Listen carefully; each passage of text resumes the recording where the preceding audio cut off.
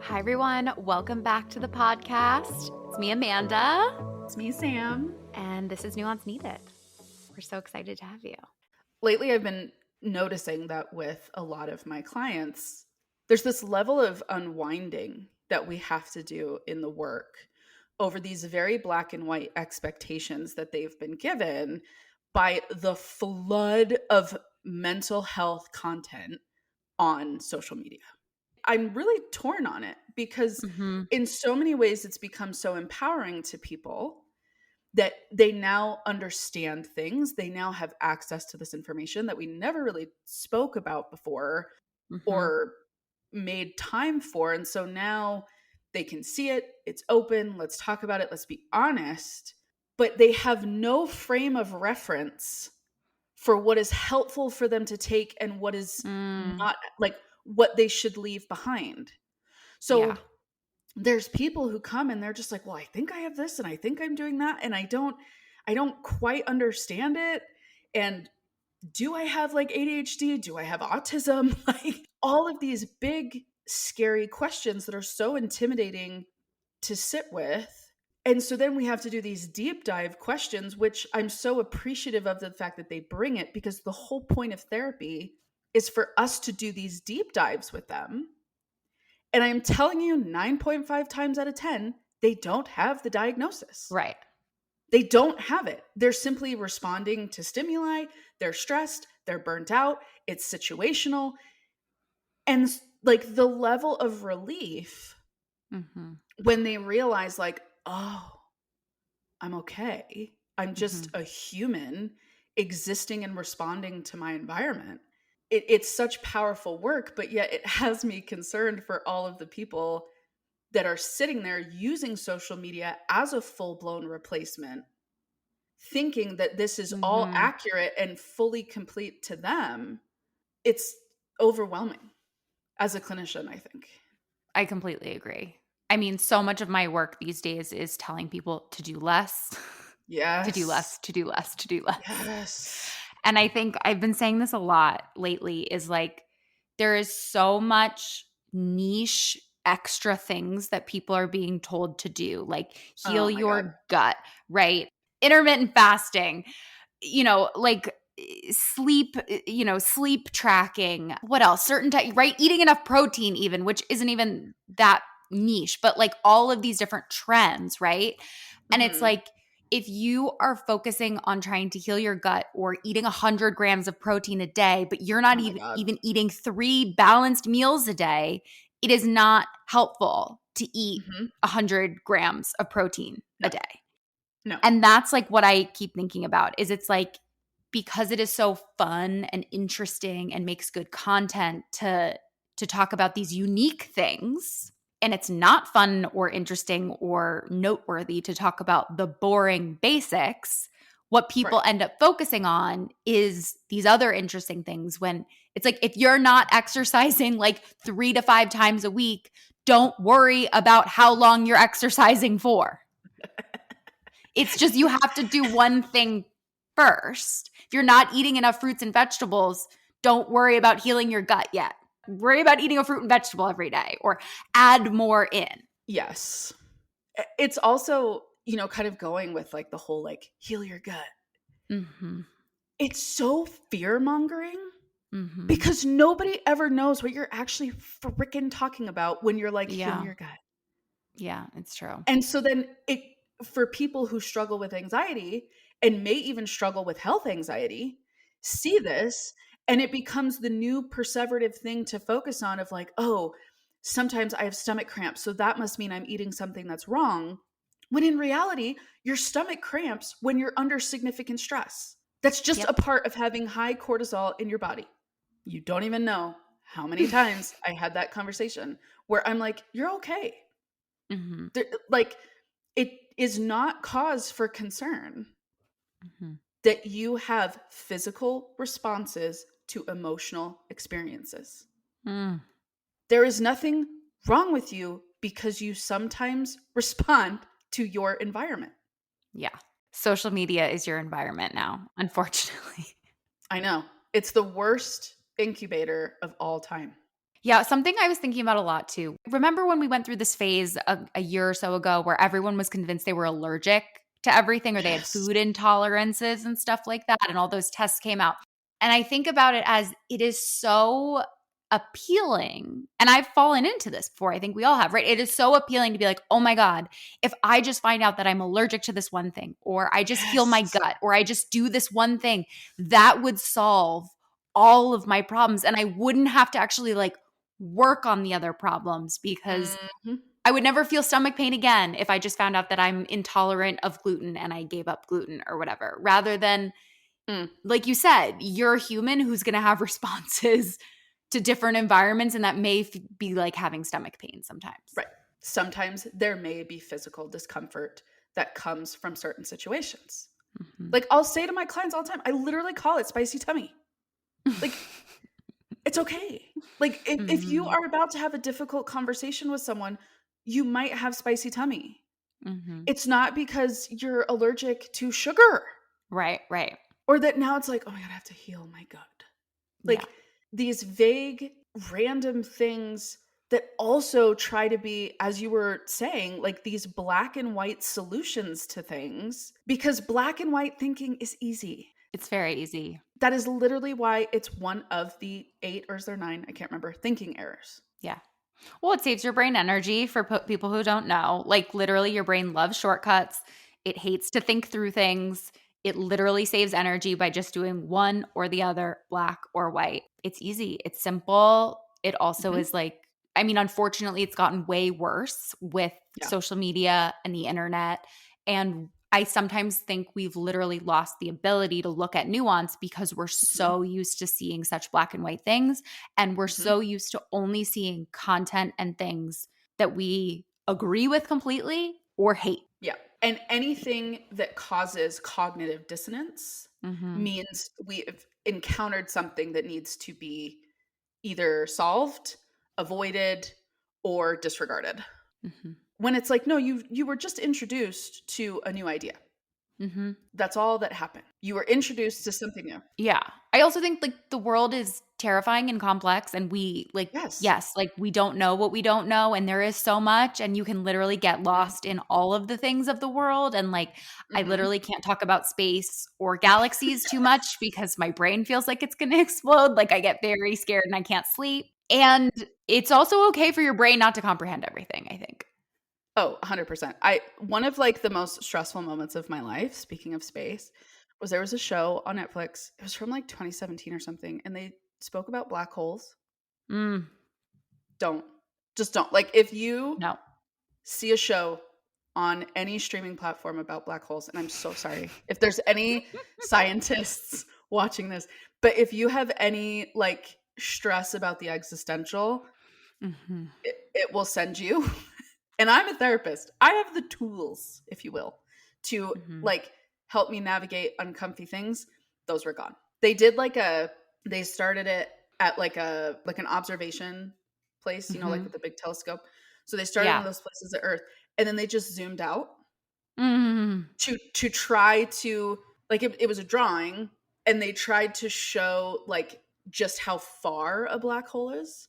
Mhm. And they zoomed out for, I am not kidding, probably like 90 seconds to this very intense classical music.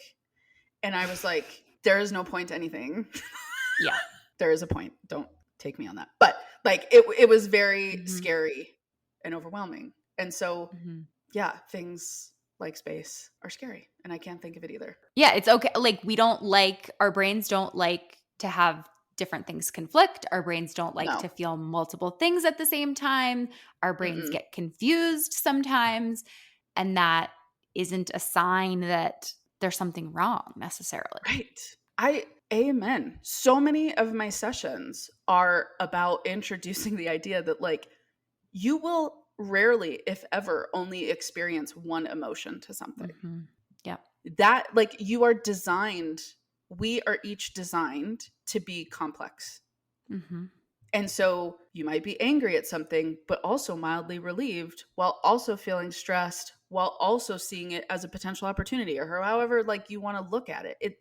Mhm. You're not doing it wrong because there's a lot going on up here. Yeah. And I think people are very afraid of leaning into that Mm-hmm. because I think there's a fear of getting lost. Mm-hmm. I had a client who said that one time. Mm-hmm. I'm afraid of getting lost. And valid if Mm-hmm. nobody's ever like walked you through that before. Yeah, I think also, right, if you don't understand the concept of emotions being like waves, and you're Yes. right, like you're in the roller coaster ride up of Mhm. the wave, it does feel Mhm. like infinite. I'm going to feel this way forever. This is terrifying. I can't stay here. I can't allow myself to feel this because I Right. will get sucked in. Right. But the problem is with avoidance, right? If you're always leaving Mhm. as you're going up, as you're getting to the peak, you Yep. never get to experience coming down, Yes. riding the wave, the Yes. confidence that this will go away. So the avoidance just gets worse and worse. 100%. And the confidence that you're going to live on the other end. Yes, yes, exactly. Your emotions cannot kill you physically. You feel like you're going to die, but they cannot kill you. Yeah. So for people that like back to our original statement of talking about just our concerns about Mhm. social media and how much, how much in sessions we've been talking with clients about unwinding this stuff and things like Mhm. that, and how people don't know how to consume content. I mean, I don't know, what are our thoughts about that or recommendations for people? I have found for me that I lean, full disclosure, to catastrophic thinking. Mhm. That is a mindset that I can very easily get sucked into. Mhm. And in our current state, it Mhm. is very easy to see things that can confirm that anxiety and that Mhm. fear. And so for me, I've noticed I've had to be aware of when I start to lean into that spiral. Mhm. And I have very specific, I found thought patterns for things that bring that up Mm. and like very specific fears. Mhm. And so I have to disengage. Yeah. You don't have to soothe yourself through the trigger. Mm. Yes, if we're talking about if someone is specifically wanting to build up distress tolerance and Yeah. really wanting to be able to tolerate anxiety, sure, like we can figure that out. Or if you're like getting into recovery or doing something where you Yes. need to build Yes. skills, you're going to need to Right. expose yourself to triggers, Right. but you're not gaining skills by continuously exposing Right. yourself to insanity on social media. Yes. Yes. And part of the skill is being able to recognize I need a break. Mm. A break is much different from all or nothing thinking of I can't be on social media anymore. Mhm. Right? That's So, how you set yourself up for failure when you go like mhm. I don't want to be on here anymore. I don't want to scroll anymore. Well, it's Yeah. the world now. Whether Yeah. we all like it or not, there are healthy ecosystems on it, Mhm. but it's very easy to be deviated from those healthy happy spaces. Yeah. So when I find that my algorithm is starting to betray me a little bit, I will do one of two things. I will either get off completely and say, okay, you're in minimum 30-minute timeout. Mhm. Um, adult timeout. You're going to go do something Mhm. nice, fun, whatever, stare at the sky. Doesn't really matter. Mhm. Literally anything else. Or I will literally go to my For You page and I will type Mm. in puppies, Mhm. cupcakes, sunsets, travel. Like I like I think people Mhm. forget that we actually do have control over our algorithm Mhm. and that it wants to feed us what we want to see. Well, I also forget about the search function to use like that. Yeah. Oh yeah. It's been a huge help to me Mm. in maintaining my algorithm in a way that feels manageable. Yeah. I And like that. so if I start to notice that it's becoming too much or Mhm. I'm landing on the wrong side of things, Yeah. I will go to the search function and I will type in the most harmless feeling things and I will just scroll through there and it really like acts as a reset for me. Mhm. And it's like, Yeah. oh, the world is not completely imploding. Right. Right. Yeah. I mean, I do love the phrase "go touch grass."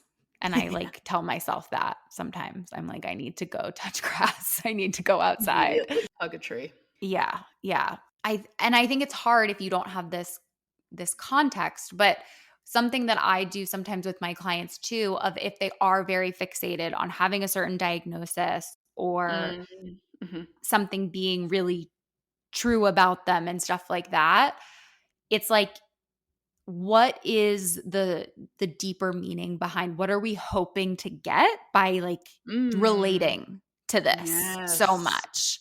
Like with ADHD, for example, I've had tons of Mm, conversations with people who mhm. have ADHD, and it's like, okay, because a lot of people aren't even seeking medication either. No. So it's like, Mm-mm. is it that we need you relating to like feeling, discombobulated during the day, feeling distracted? And Mhm, maybe it's like some skills that we need to talk about how to schedule your day, how to focus more. And I think if we mhm. got less fixated on the actual diagnosis, because I think we think, oh my God, if I found, because we hear the stories of like, oh my God, I discovered that I had Yes. ADHD or I discovered that I had Yep. autism. Then I got the help that I needed and my life became like perfect. Yep. And like, yes, a diagnosis can help. We're not saying they can't.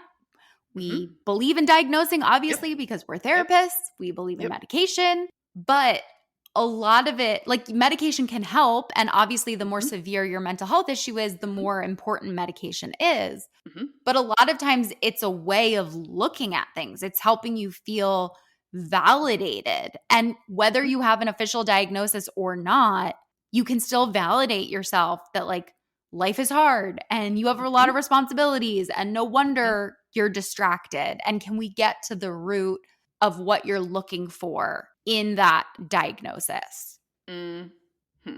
If I can snaps. You get snaps for that one.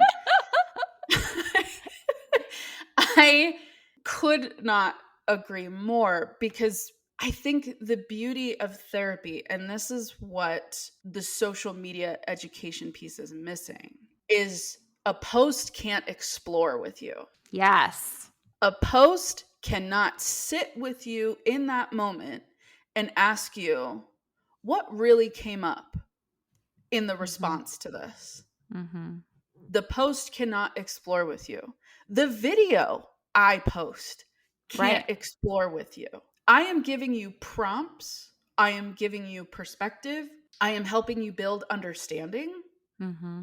The role is you're supposed to take those things and bring them to a space where you can unwind and figure out what is yours. Yeah. And so, just like you were saying, it's like, why did you have a response to this? Hmm. What do you get out of now having a title? Does a title prevent you from feeling shame? Does a title make you feel like you belong?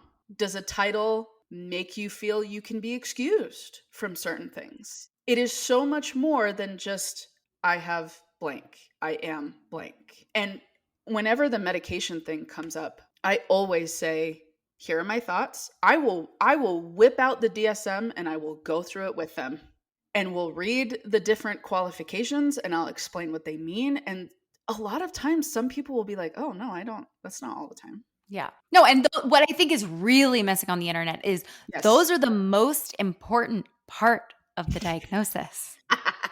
Frequency and duration. Yes, because we can all experience manic Yes. thoughts. We can all experience feelings of delusion. We can all Yes. experience like inattentiveness, distractibility, Yep. depression, fatigue, insomnia, Mm-hmm. all of Mm-hmm. these different Mm-hmm. things.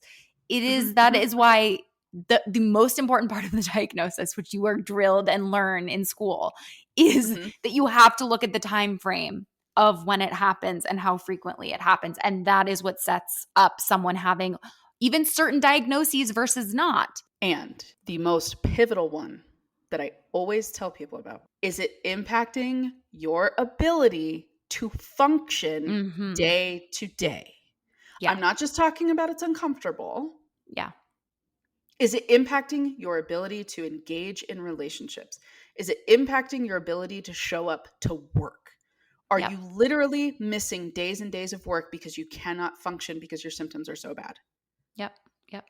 Like, that is such a key. And I find so many times when I introduce that, so many people are relieved because they're like, oh, some do. And great. This is what you're wrestling with. Now we can really dive in and explore it, right? But for so many people, the relief that they have of like, oh, I just don't have really solid tools to help navigate the day-to-day human experience.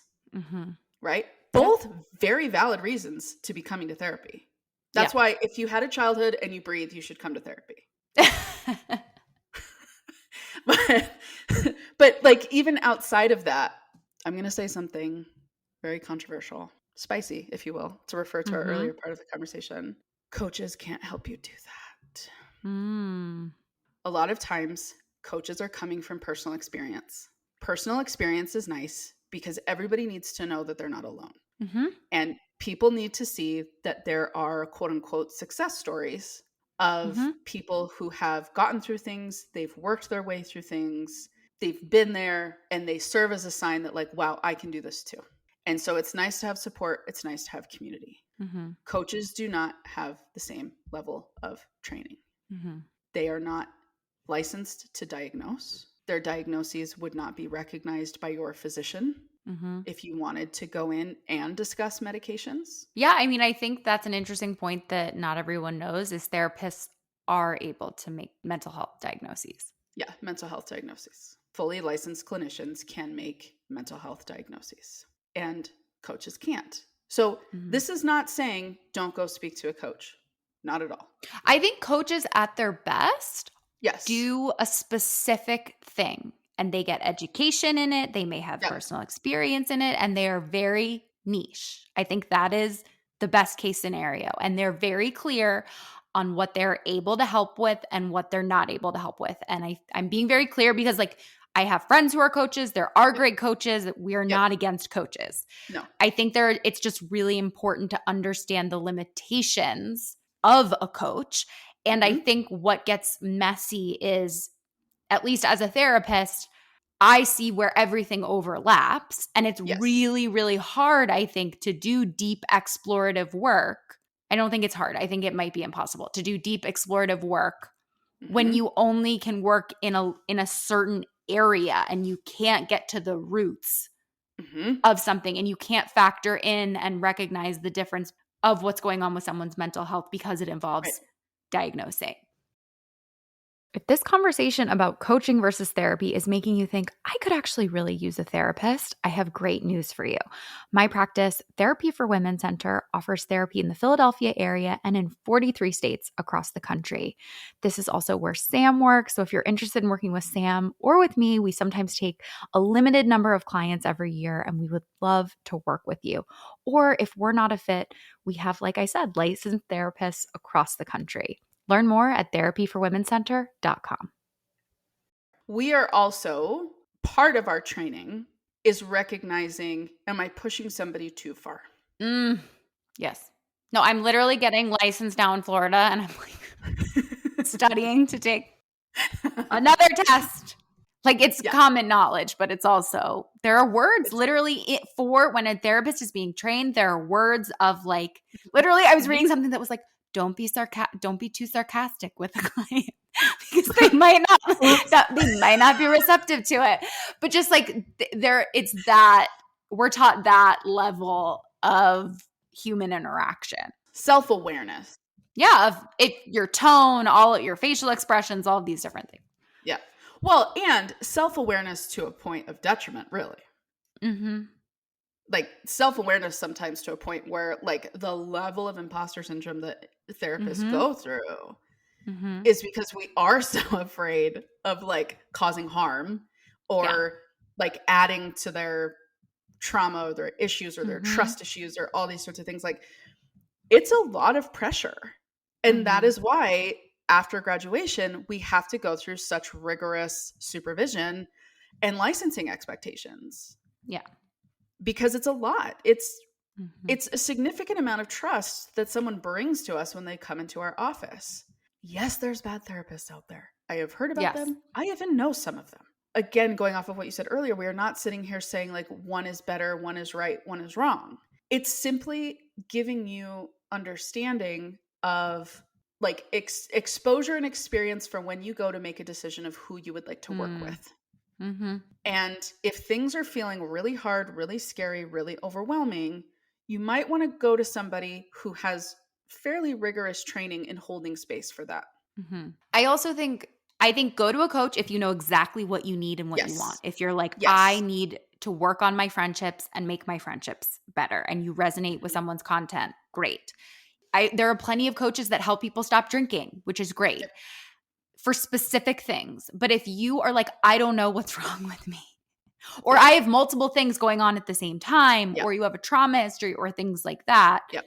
that is where going to a therapist is going to prove to be a lot more useful. If you're looking for a longer term, I think, relationship as well, because a therapist is going to be able to, if new things pop up, if something Yep. else changes in your life, we'll be able to adapt because we're not restricted to only helping you with one thing.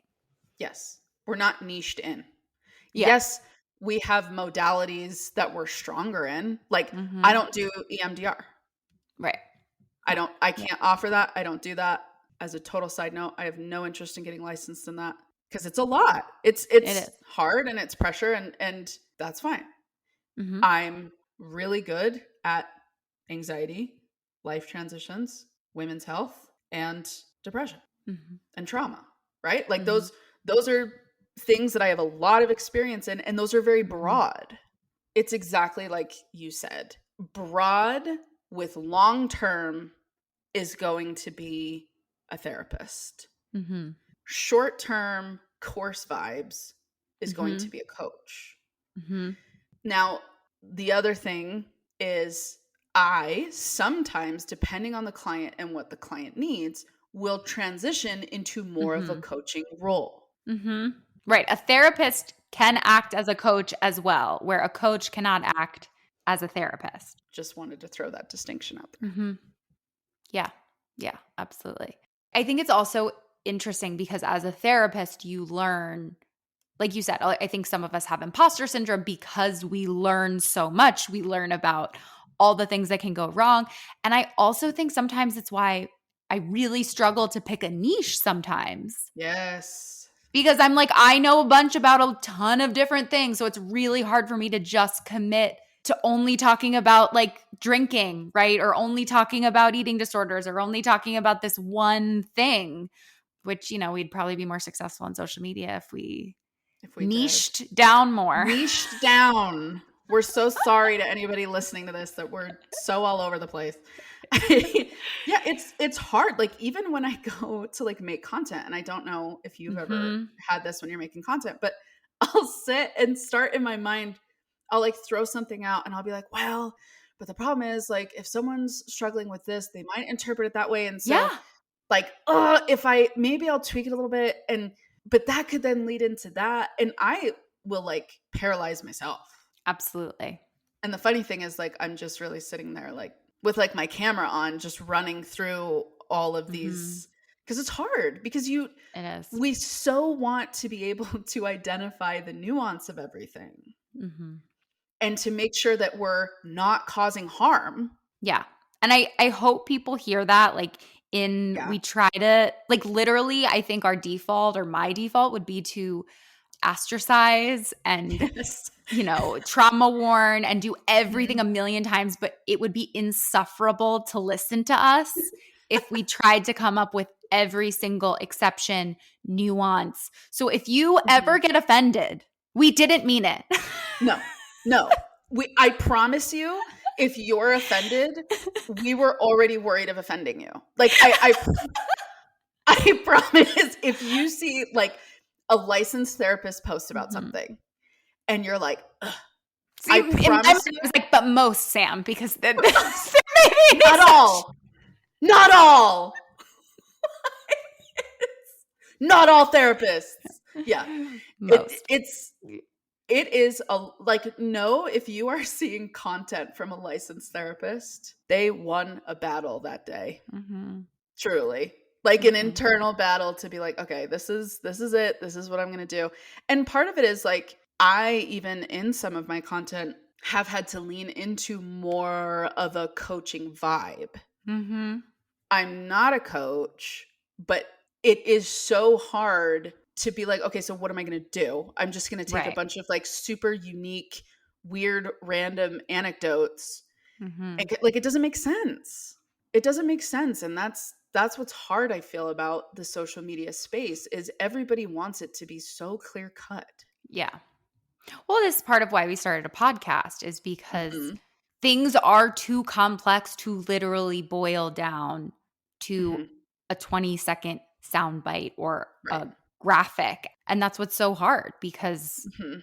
that is what is successful and that is what people like to see. Like we were talking about, Yeah. it feels good to our brains when someone tells us that they know exactly how to help you and these are just Yep. the 5 steps to follow. It's very alluring and exciting, and I have like been allured by it and excited by it, as well, because it's really hard to shake. And, like, I think part of why we were even wanting to talk about this is because we were saying we, with all of our background, all of our experience, all of our understanding, we have fallen prey to these things. Mhm. I feel overwhelmed seeing different content in a I think a unique way, and I'm Mhm. curious your thoughts, like with your therapist brain, if you feel the same. I'll see content and be like, "Oh, am I making things too complicated?" Mm. Or, "Ooh, am I not like I didn't do that with my client. We didn't go there. So, like, Mhm.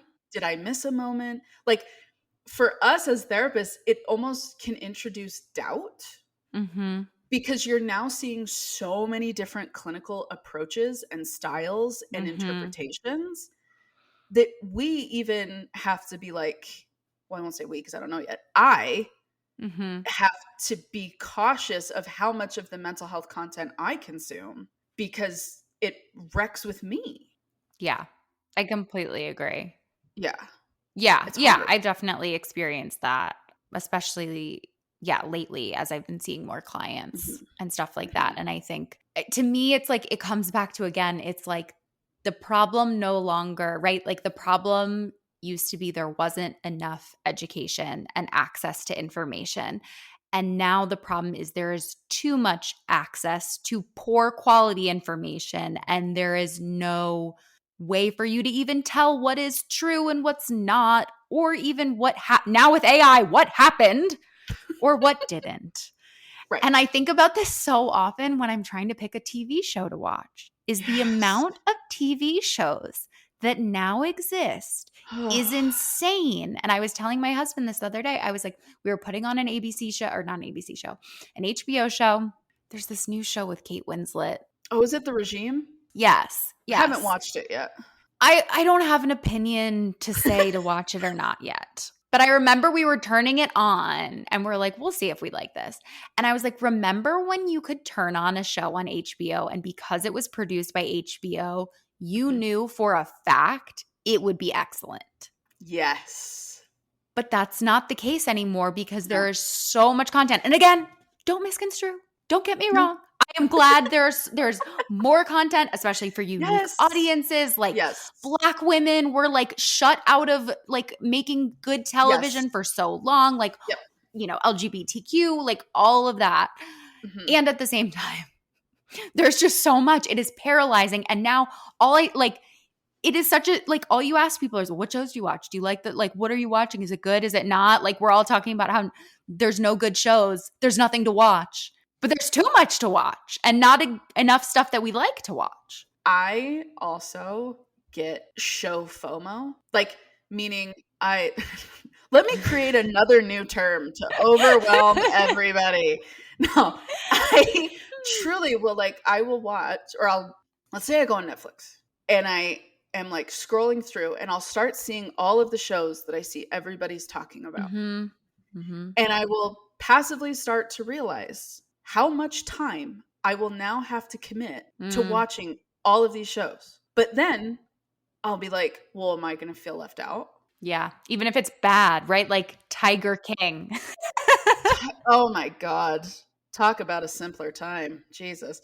I, like, but yeah, like I'll start to feel anxiety of like, oh, they told me I should watch that. She told me I should watch that. Like he told me I should watch that. But then I'm like, there's 15 seasons to that. Like, Yeah. okay, like maybe I can do it. And then what ends up happening is I put on Lord of the Rings because I've watched it 9 million times. The amount that I rewatch Parks and Rec, The Yes. Office, New girl. Schitt's Creek, New Girl. Yeah. Yeah. Sometimes Sex in the City now that it's on Netflix, sometimes Yeah. Friends. Although the Hmm. laugh track is really hard to have in the background nowadays. Yeah, the laugh track's hard. Like I can't sleep to the laugh track. But yeah, and so I think that you gave like such a perfect example of the other term I use is like the analysis paralysis of like there's so many choices, there's so many options, and we're all anxious and we're all fried, Yep. and it becomes so overwhelming that you just have some like type of fight, flight, freeze, fawn response where you just Mm-hmm. don't do anything. Yep. Not that it's like right, like in terms of TV, who cares? You can watch whatever you want. Right. Yeah, do whatever you want. But yeah, I think in terms of especially, yeah, with especially to circle back to what we were originally talking about too, with just like the amount of stuff that we're all Yes. being told that we have to do, that we have to worry about. That Hmm. is so like the amount of people that don't exercise at all or don't move their body at Yeah. all because they have to Yeah. move for an hour Yeah. 5 days a week, or they have to do CrossFit, or they have to do this, or Yeah. they have to do that, when literally just going outside for a walk for 10 minutes counts. Yes. Start so small. If you are starting however small you think you can start, boil it down even more and Yeah. start there. And it's because, right, like I get it. It's because when we want a big change and we want to feel better, it feels really exciting and good to be like, I'm going to set this big goal. And we get this like positive euphoria feeling like I'm going to be this new person. I'm living into that. I'm going to set this big goal. And it's not that you can't set big goals, but like you said, you have to break it down into really small goals. And I love there was a quote that I discovered this year from what is the guy that made that book that's always the New York Times bestseller every day, every week? James Clear. Oh, yeah. You heard it here Atomic first. Habits. I think literally the other day someone shared like their New York Times book like that made it, and like Atomic Habits was like still number one. Still I'm just like number 2. every week, every year. But he said, I thought this was so good. He was like, when you're thinking about making habits, it's not like what you want to do, it's what you can commit to doing Hmm. every single day. It's not what you want to do on your best days, it's what you can commit to doing even Hmm. on your worst days. And I was like, Yep. yes, exactly. Yes. It might be exercise every day, but it may be going for a walk around the block, and that counts some days, and that is totally fine. What wisdom can we leave people with when they're overwhelmed on social media besides go to therapy? I'm trying to like, it's just so This is the hard part. well, it's like you have to know yourself to be able to have some sort of baseline to be able to filter. It's hard because again, like we're coming from sitting here like we know every single listener is different. And every single Mhm. one of you have different needs and expectations and backgrounds and experiences and wants and hopes and dreams. And so I think you just hit the nail on the head where something else that I really try to stress with a lot of my clients is this idea of self-awareness. Mhm. Have to practice pausing and saying, why am I feeling what I'm feeling? And people will say, like, well, how do I stop being reactive? And it's like, you have to pause when it's uncomfortable. You have to. There's no other way to There's start. no other way to do it differently. You have to stop and be like, why am I so mad? Mhm. Why am I feeling so stressed? Mhm. There has to be like a pause, a stop, and then a willingness to say like what would make this feel easier right now? Mhm. What would actually be helpful? Like I'll give you a personal example just for yesterday. I Mhm. was feeling like crap and I had 3 clients first thing in the morning and I knew I was going to have 3 clients later in the day. And I had about like a 6-hour break.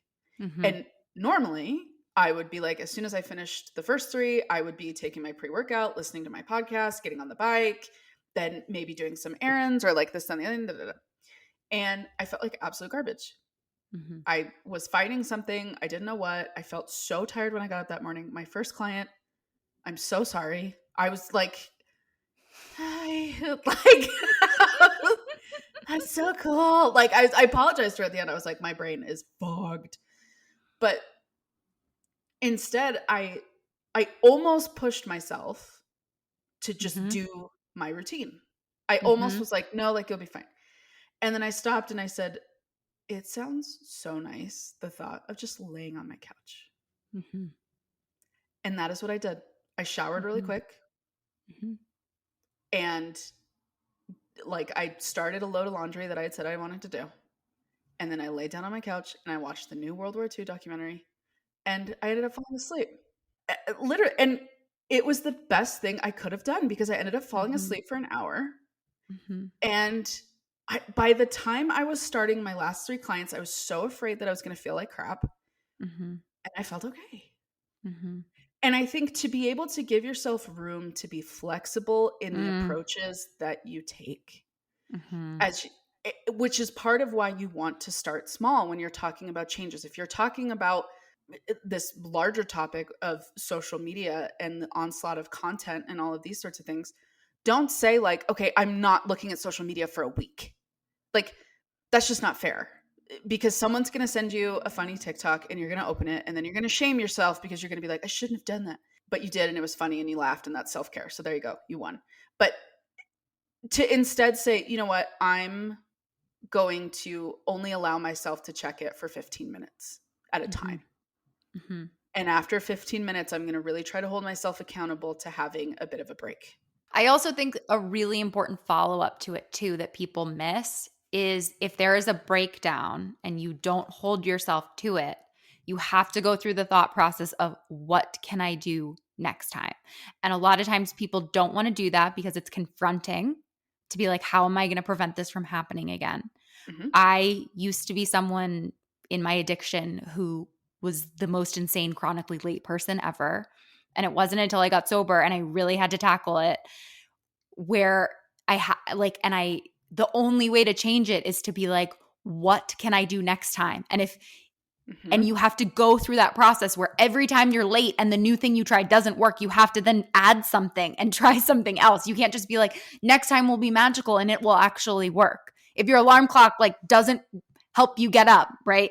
You got to get another alarm clock to try. You got to then get an alarm clock that makes you go across the room. You've got to get someone to call you. You've got to add to figure it out. Anything. Like anything is going to be better than staying in these like shame cycles of you hating yourself because nothing changes. Yeah. And then creating this self-fulfilling prophecy where it's like, well, nothing works, so yeah. And it's like, well, then I can promise you we're going to be in the same space in a month, in 6 months, in a year, in 10 years. Because if you are not committed to trying anything different and confronting yourself and holding yourself accountable, you will exist in the same I hate myself space for forever. And so if all of this content, whether it's on social media, whether it's on, streaming services, whether it's just at work. That's really the thesis, guys. We're going to title this podcast, What to Do If You're Overwhelmed and Don't Know How to Pick a TV Show. Yeah. How to pick a TV show. Trick your friends and tell them that's what this episode is too. It's 2 therapists telling you how to pick a TV show. So helpful. Yeah, just because I think my closing thought with this whole thing is that to commit to this idea of trying again and building self-awareness and practicing self-care in monitoring what is impacting you. What we're really talking about here is like radical compassion with ourselves and radical kindness in finally stepping in and saying, I'm just going to start doing something about this. I might not know what's going to work. I might not have a full idea of how this is going to go, but I'm going to commit to approaching it differently because what's happening is not working. Well, thank you everyone for listening, and we will be back next week. We will be back. We appreciate you. You're the best. Bye.